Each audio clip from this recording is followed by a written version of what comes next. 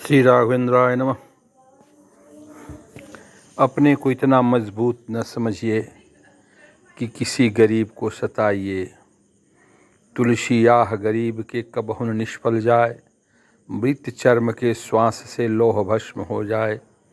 दया हमारा सबसे बड़ा हथियार है। समाज में दया को बांटिए। देखिए, ये लड़ाई कह रही है यही कहानी। ये लोमड़ी और बाज की लड़ाई है, फॉक्स और ईगल की। फॉक्स एक रैबिट को यानी खरगोश को पीछा कर रहा था। खरगोश अपनी जान की बाजी लगा के भाग रहा था, पकड़ा गया। बहुत ही रोया, गिड़गिड़ाया कि भाई फॉक्स, भाई लोमड़ी, तुम मुझे छोड़ दो। लेकिन लोमड़ी ने खरगोश को नहीं छोड़ा, खरहे को नहीं छोड़ा। वो उसे पकड़ने लगा। तभी तक इस द्वंद्व लड़ाई में आ गई बाज की बारी। ईगल देख लिया कि खरगोश को दबाए हुए लोमड़ी है और उसने लोमड़ी पर प्रहार कर दिया। लोमड़ी पर प्रहार क्या किया? लोमड़ी को चोंचों से मार करके विदीर्ण कर दिया। उसे उठा करके ऊपर ले गया। खरगोश बच गया और लोमड़ी मर गई।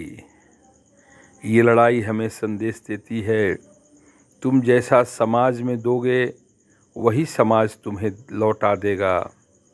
इस लोमड़ी की चालाकी देखिए, ये बहुत चालाक थी और अपने आप को समझ रही थी कि मैं खरगोश को यानी रैबिट पर प्रहार करके उसको खा जाऊंगी।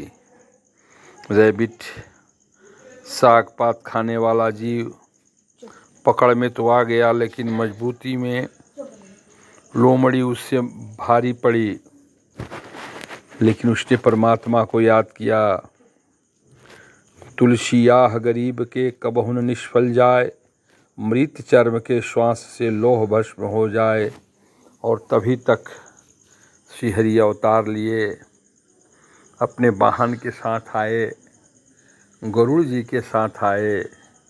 बाज को ही गरुड़ कहा जाता है, ईगल को ही गरुड़ कहा जाता है। और इनको बाज को लड़ाई हो गई लोमड़ी से। लोमड़ी को उठा करके वो ले गए गरुड़ जी महाराज।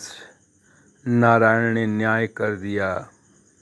मेरा इस कहानी से हम लोग यही शिक्षा लेते हैं, कभी भी किसी को कमज़ोर समझ करके उसका शोषण नहीं करना चाहिए, उसकी प्राण की हानि नहीं करनी चाहिए। सब जीव एक समान हैं। हमें दया की बात करनी चाहिए, मर्सी की बात करनी चाहिए।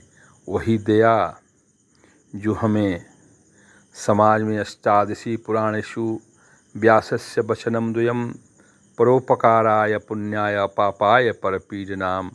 दूसरे का भलाई ही पुण्य है और दूसरे का बुराई ही पाप है।